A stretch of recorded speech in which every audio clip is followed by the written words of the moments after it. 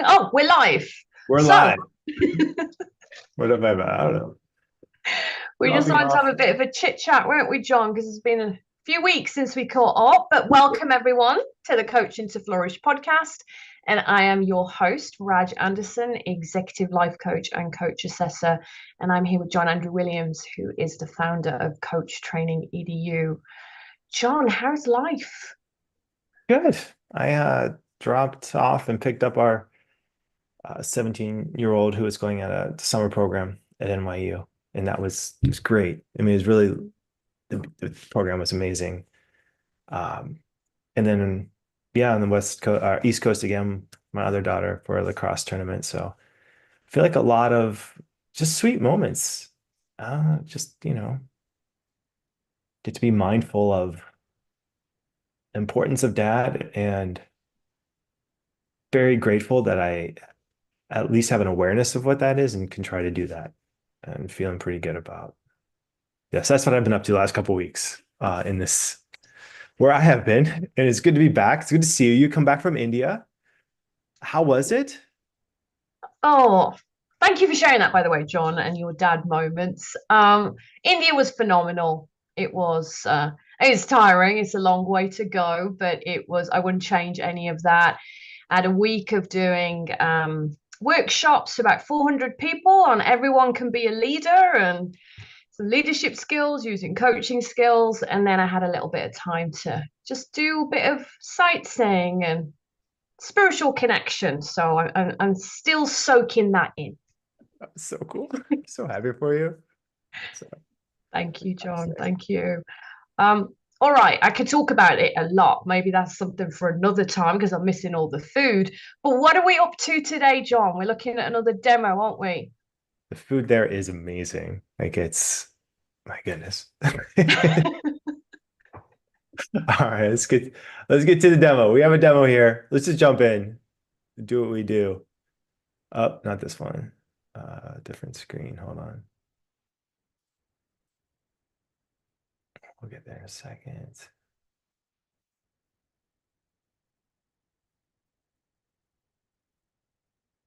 Here it is. Okay, share sound. And there we are. There's me. All right, Dominique, what would you like to focus on today? What would you like to focus on today is the question.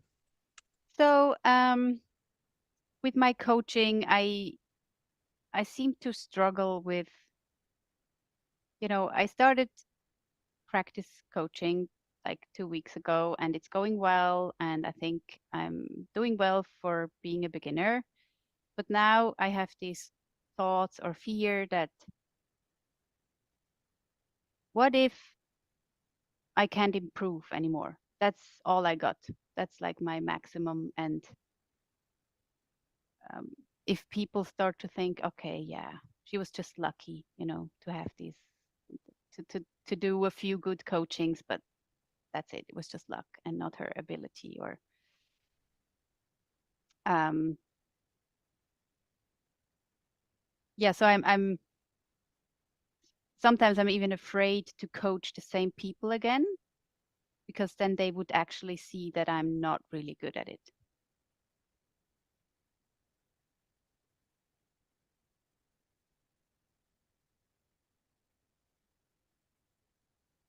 So what if that's true?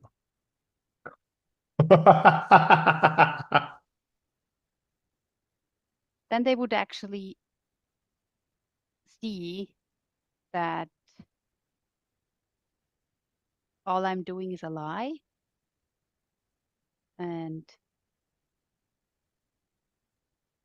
that I'm not good enough to be a coach.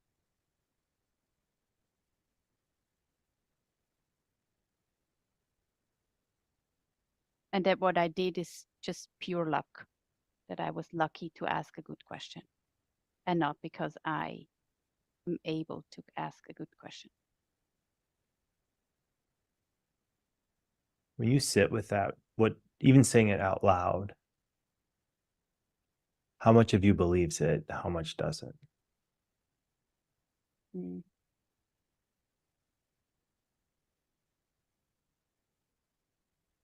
I think there's a big part in me that believes it, And when I think back to my university times or school times, I always had that when I did exams.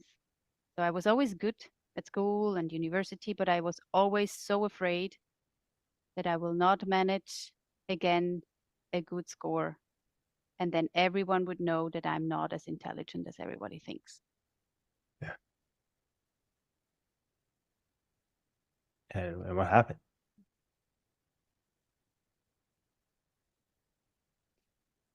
Yeah, there was just a lot of pressure. Like I was like, okay, I have to constantly write good scores, otherwise it will show that I'm not good enough. So Mm. I remember, like, for me, being at school and university was just pressure and stress, even though I would not have. I I think I'm a quick learner, so I think the whole stress was not necessary. I would have passed eventually, I guess.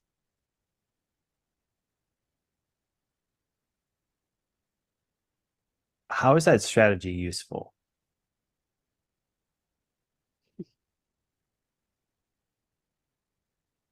It's not really useful because usually when I try something new or I learn something new, then at one point I just stop because I'm afraid to fail or I'm afraid to not keep the standard high or I'm afraid to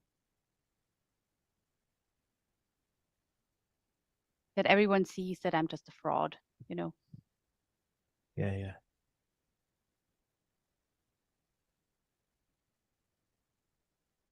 Let's stop here, Raj.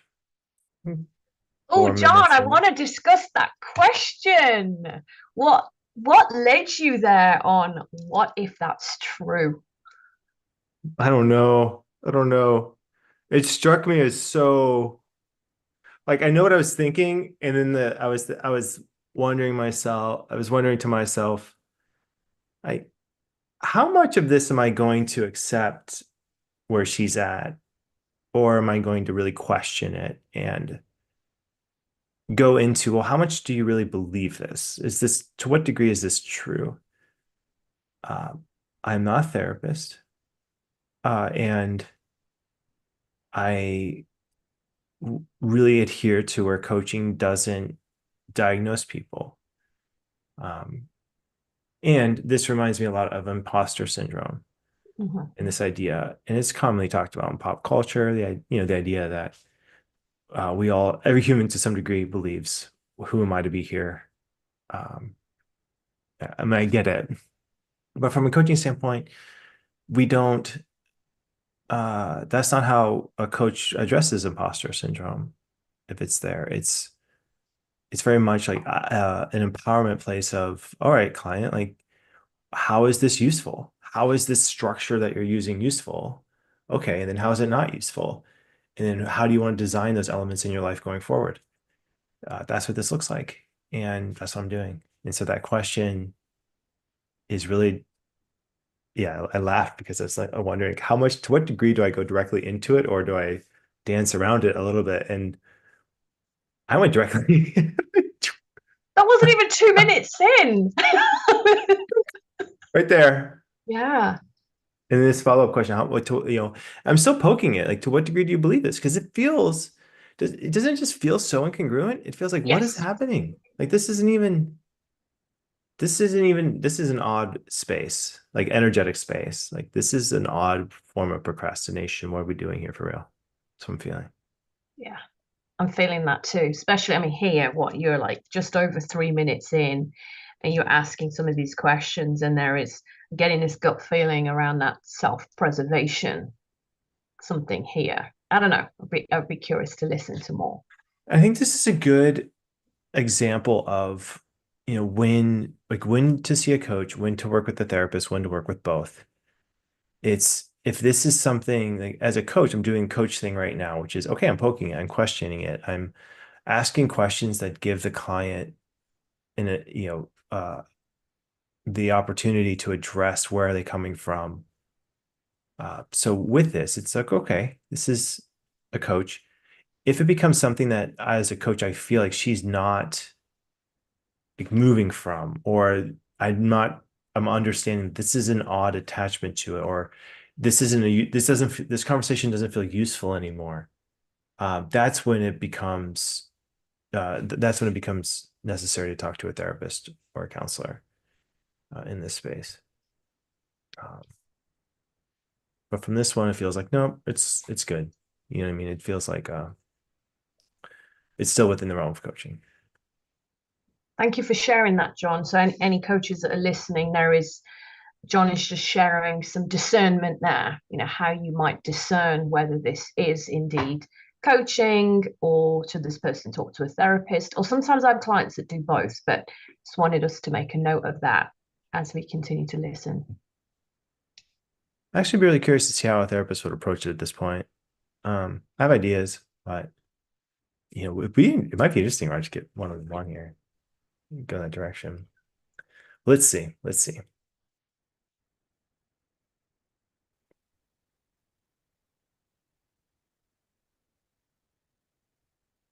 And those pauses are so long. What did the fear propel you to a certain level of success? There we go. Well, how would you describe like the success it propelled you to?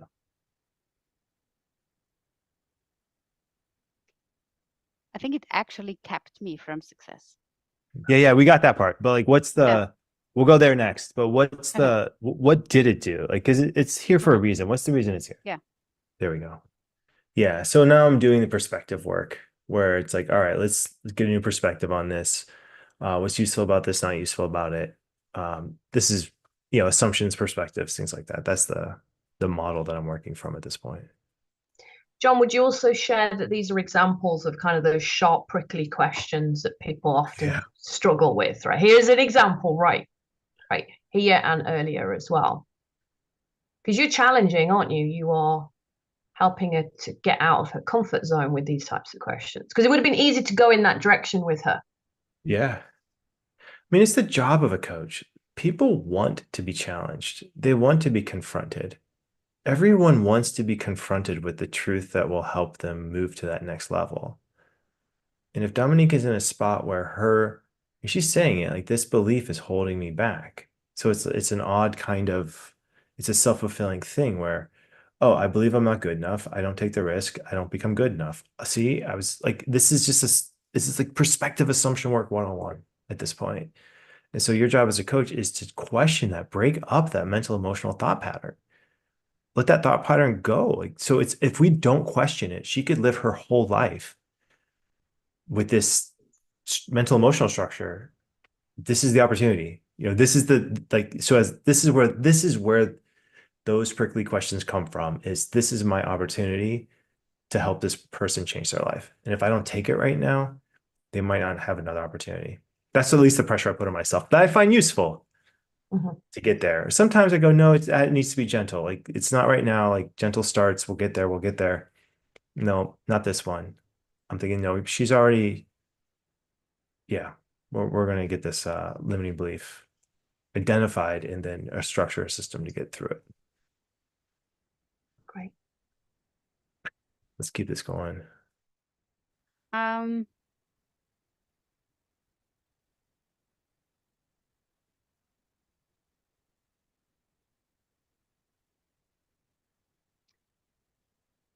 I think it kept me from feeling embarrassed if something doesn't work. And it kept me from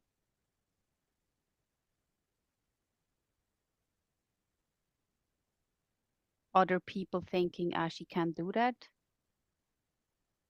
I think it's embarrassment. So keeping me from embarrassing myself.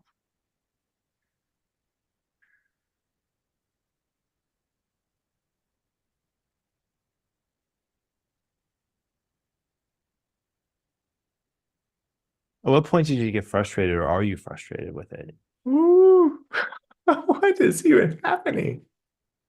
I usually get frustrated with it when it comes up after I've done a good job. Because instead of telling myself, you've done a good job, I'm telling myself, you were just lucky. And I'm sure you're not going to reproduce that in the next session or in the next exam. Right.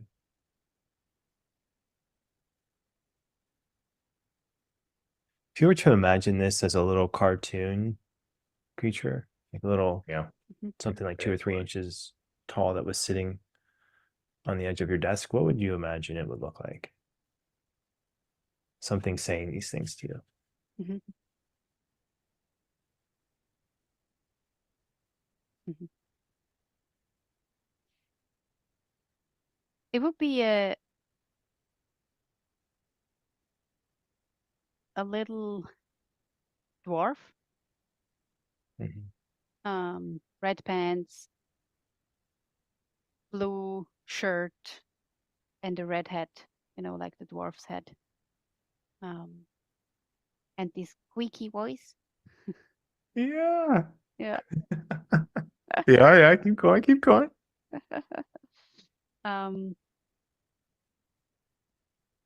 And it would just, not stop talking, just going on and on and on that you're not good enough, you will never,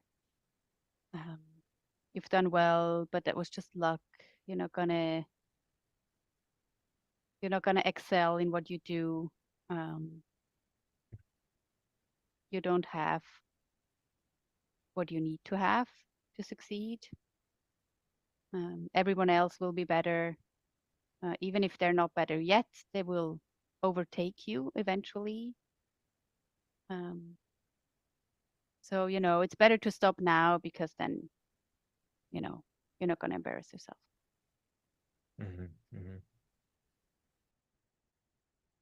So I didn't ask, there's no time model here. Raj, what do you think? Yeah. Was that purposeful, or did you just get into it? I don't know, it's been a while. I don't know. I think this is one of the older ones, but I'm not sure. I guess we can get the gate. Let me feel what date this is. I am guessing not purposeful. Let's just assume it's not. Yeah. So this 20-minute session, what would you have done differently than where would you have brought in that measure question? I still think it's useful to ask it, even in a 20-minute session.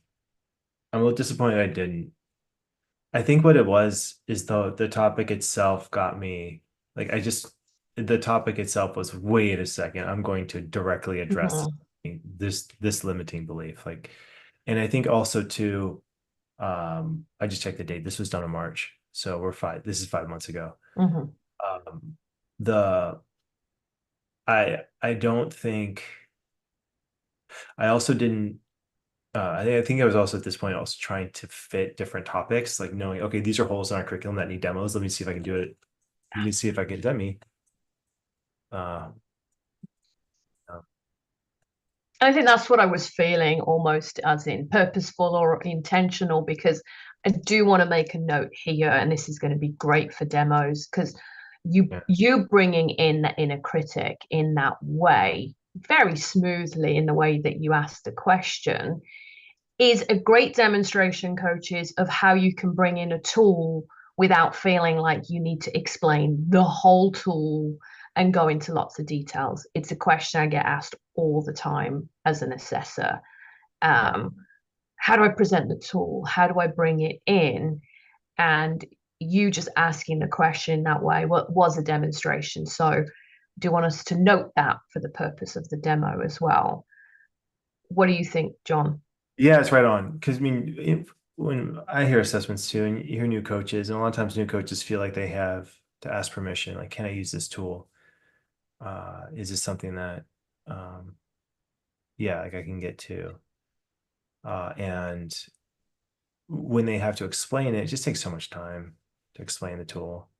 Half the times clients have questions about it anyway, and it can derail. I mean, it derails the flow of a session. It can derail a whole session. So I think it's better. Yeah, it's better to avoid the description. Just go right to it. And now thinking back, I think I was trying to create a demo for the inner critic. this one. I realized, okay, this is maybe perfect. And then that's why I did not do the time model. But yeah, I mean, from a CTEDU perspective, would this pass? Like, would this pass an assessment or not? Like, if the time model isn't there, does it automatic? It's not an automatic fail. Right? Not an automatic fail. It depends. Well, the first overview. Yeah, first overview, yes. and we don't pass or fail that anyway, right? It's a check-in to see where you're at and what's happening. But you definitely, as assessor, as you know, John, it would be there's not a time model in here. It's purposeful. We want you to get those foundations in place first, and then for ACC it doesn't mean that it's going to be a fail because we've got to look at the rest of the overview, but it's definitely going to pull down the kind of assessment process. We don't use scores and marks in that way, but it's foundational. We want to befriend that time model, coaches, if you're listening to this, don't we, in the session?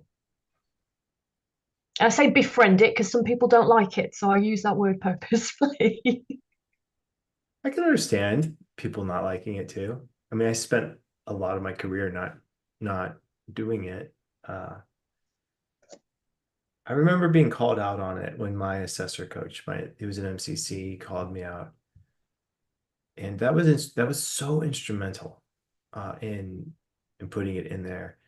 I mean, oddly enough, this feels like a nostalgic session, like a session that is.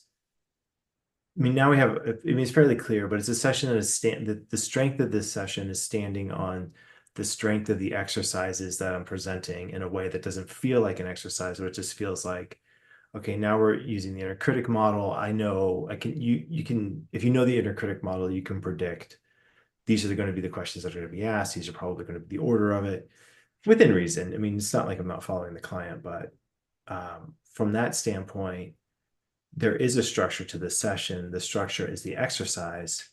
What the time model does, what's so cool about it, getting the topic, the importance, the measure, and the echo, is that it's still the structure of the session relies on the client's agreement of this is what I want to achieve in the session.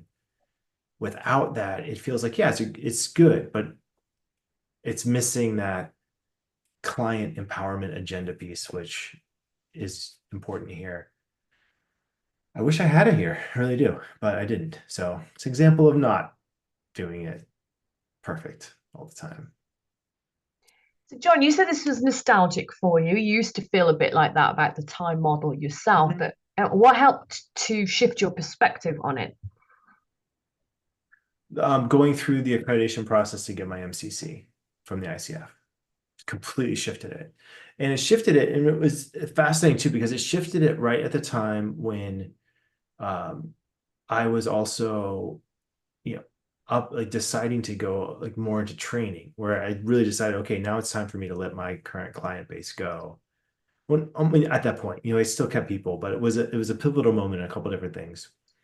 And so then when I got the time model, clarified it, then the my sessions, I would do it in sessions, and then I would ask clients like what worked well, what didn't work well. I was listening to sessions with it, what sessions without it. And there was one client in particular who was an executive client I was working with, and he said it's absolutely, he said the sessions before were great, but the sessions since have such a structure, and there's more of a sense of, okay, this is what we're doing and we can measure it in a way. He said this is it just made the coaching that he was doing that much more successful, easier also to explain to his leadership why he was doing the coaching and the specific things that he was looking on in the coaching. He just said it made it easier both in the session and outside the session. He wouldn't change it for anything. And after listening to coaching sessions with and without it, I agreed. Like, it does help. I wish I had it here. It would make this session better. So listening to it, where do you think you would have bought in for the measure question, for example? Yeah, I was thinking about that too. I don't really know. I feel like it's just so good. I mean, there's a part of me that thinks I might pull it out like halfway through the session. Like, so what's the success of this? But I think, especially here, before I go to this inner critic exercise, that would have been a really sweet spot to ask it. So, okay, so what you really are asking for is a new perspective on how to deal with this inner critic. Mm. And she would say, yeah, that's it. Or no, the topic is really more around how do I befriend the pressure or whatever it is, like, so then that, and then that would have provided the clarity, and I would have just said, yeah, we did it, moving on, good job, but instead I feel like, missed opportunity. Okay. So, I mean, but there's great guidance there. Anyone that's listening who's like, well, where would you fit it in? So the opportunity could have been just before going into that inner critic question. Um, what are your thoughts? What you like 7 minutes something in? What if a coach wanted to ask it now? How do you feel about that? Would that be disrupting the flow? Oh, I think it's great. I think Okay, it's there's super still great. time. Still time. Yeah, it's still okay. I mean, 20-minute sessions are also quite condensed. So, but even then, it's not an excuse. It's just get it done quick and fast. Even 15-minute sessions, 5-minute sessions, even the questions themselves could be a coaching session. So yeah, that's my thoughts on it. Thank you, John. So, number of tips today, number of tips on why the time model matters, when you could bring it in, even if you've got into the flow of a session in this way. So, you got a couple of ideas where you could have brought it in. John also shared some great examples of direct, prickly, sharp questions. And then we saw him go very smoothly into the inner critic tool there. So, lots of highlights and tips to take away in this demo today. Thanks, Raj. There's a fleet of hummingbirds outside the window this morning. What do hummingbirds represent? That's got to be a thing. They are highly active out there. What does that symbolize? If you know, drop it in the comments of our video. It's super active all morning, but there are two of them. Never seen two of them at the same time that close. It might even been a third. Yeah, thank you. This is so fun. It's so good to have you back. And I'm starting to do more demos again too. So we'll have some fresher demos. I think this one was from one of the earlier ones that I did, which is interesting. It's fascinating to watch yourself coach even months in the past. I feel like I'm really happy with this one. I don't say that, but I also feel like, oh, okay. Like if I had done this yesterday, I probably would have done it differently. I probably would have had the time model in there. Thank you, John. Thank you for always being open and transparent and courageous. Thank you, everyone who's listening. Send us your questions and thoughts, and we'll see you for part 2 next week. See you next week.